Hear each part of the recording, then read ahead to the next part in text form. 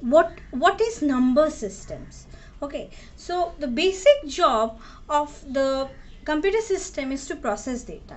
So the data can be the form of a numerical values like whose number or fraction or graphical or audio video data.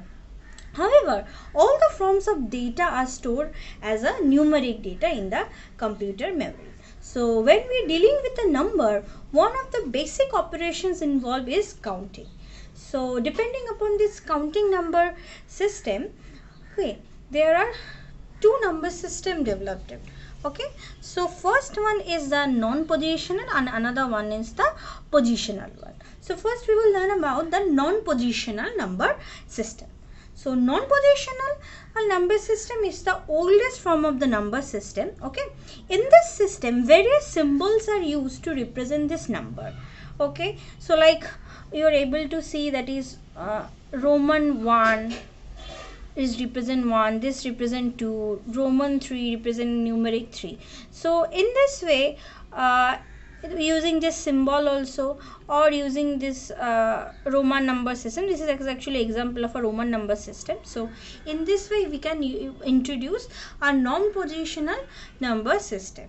Okay, so what is the major disadvantage of this? That major disadvantage with this number system is that arithmetic operations are very difficult to perform. So actually from this disadvantage we are coming to the next topic, that is a positional number system.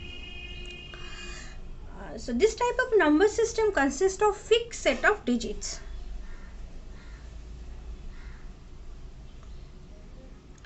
This consists of the fixed set of digits or symbols are used to represent the number. Okay, so the actual value of the digit in such system is depend upon the following three factors, that is a number or system used, that is the position of the digit in the number, and number 3 is the value of the digit. Okay, so under positional number system we have binary, we have octal, we have decimal, and we have hexadecimal. So binary means only two bits are there in binary, is 0, 1, 1. That's why the base is 2 and the number of digit is 2 to represent digit is 0 and 1. And in octal means 8 digits are there, 0, 1, 2, 3, 4, 5, 6, 7. So how many digits? 7. So 0 to 7 is how many digits? 8 digits are there. So that's why base is 8. In case of decimal, 0 to 9. So how many digits? 10 digits are there. That's why the decimal base value is 10. And hexadecimal, it is 0 to F. F means 15. So 0 to 15, that is how many numbers? 16 number. So that's why it is base is 60. So in this way we are writing the base of a system. Okay, so what is the question may comes that what is base and radix? Okay, you are able to see over here this difference is very important. The base or radix of a number system is the number of different digits present in the number system. Okay, now we are moving to the next page. Okay, so how to represent this, how to represent the number? There are two number system we know. So binary system is there, octal, decimal, hexadecimal. This 4 other number system is there. So now we are directly moving to the conversion systems. Okay,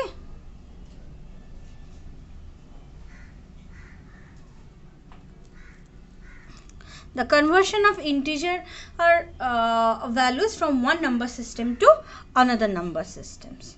Okay, so first topic that we start, that is from the decimal number system. Okay, from decimal to from the decimal number we will convert into binary, octal, hexadecimal or conversion, from base 10 to base 2, base 8 and base 16 conversion.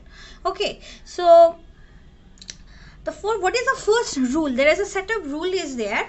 Okay, we will follow this particular rule. Okay, the first rule is that divide the decimal number by the base of the number which is to be converted. So suppose if you want to convert it into base 2, then we have to divide this particular decimal number by 2. If you want to divide it, if you want to convert it into base 8, then divide the number by base 8. octal, or if you want to convert it into hexadecimal, the hexadecimal base is 16. Then divide the number by 16. Okay, so this is the thing. Before moving to that, okay, first we now after this step we will convert. First we convert to binary and then we will get the digits. Okay, so step 2 is write the remainder of the division beside the quotient. Okay, number step 3, repeat the division by dividing quotient from the previous division by the conversion base. And step 4, repeat the step 2 and 3 until the quotient of the division is 0 in step 2. And step 5, finally write the remainder from the bottom to the top and get the final result. So how we are converting? Okay, let's see the first example. So I have taken 37 I have taken. So 37 base is 10, I have to convert it into base 2. So first step say that we have to divide it is this decimal number, and which base you have to convert. We have to convert into base 2. So we will divide the number by 2. So start with 2, and if you divide 36, so 2 ones are 2. So 3 minus 2 is 1, and then 7, it is 17. So 8 is 16 is there, and remainder is what? 1. So beside of 18 we will write remainder 1. Rem you not required, just put a hyphen and write 1. Again we try to divide what are the quotient is there. That quotient we will again divide by 2. So the answer is 9 and there is no remainder. If remainder is not there, then only we will write 0. Again 9 is there, try to divide it by 2. So 2 4s are 8, quotient is 4, remainder is 1. Again we are dividing 4 by 2. So quotient is 2 and remainder is 0. Again we are dividing 2 by 2. So quotient is 1, remainder is 0. Here 1 is there. So again till 0 we have to, till the quotient is 0 we have to continue. So quotient is still 1 is there. So we cannot divide 1 by 2. That's why quotient is 0 and remainder is 1. And what you have to do, from bottom to top we will consider. It is the rule, from bottom to top we will consider. So what will be our answer? 1 0 0 1 0 1. Okay, so in this way we are actually converting from decimal to binary. Okay, this is another example. So try to convert 126 to binary. So 126 we are starting with 2. So 16 12s are 6 is there, and number 6 coming down, 2 3s are 63. There is no remainder, remainder is 0. Again we are dividing by 2, 3 2s are 6, and here 3 is there, 2 1s are 2. So 1 is the remainder. Again we are dividing 31 by 2. So quotient is 15 and remainder is 1. Again we are dividing 15 by 2. So quotient is 7, remainder is 1. Again we are dividing 7 by 2. So 3 2s are 6, quotient is 3 and remainder is 1. Again we are dividing 3 by 2. So quotient is 1 and remainder is also 1.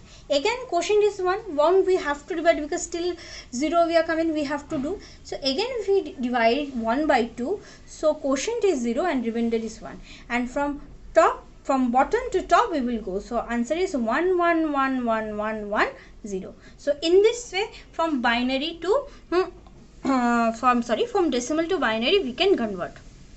Okay, now coming to the topic, that is convert decimal to octal. So how we will convert? So base is what? Octal means base is 8. So 10 to 8 we will convert. So whatever number is there, we try to divide it by 8. So 37, same example we have taken 37.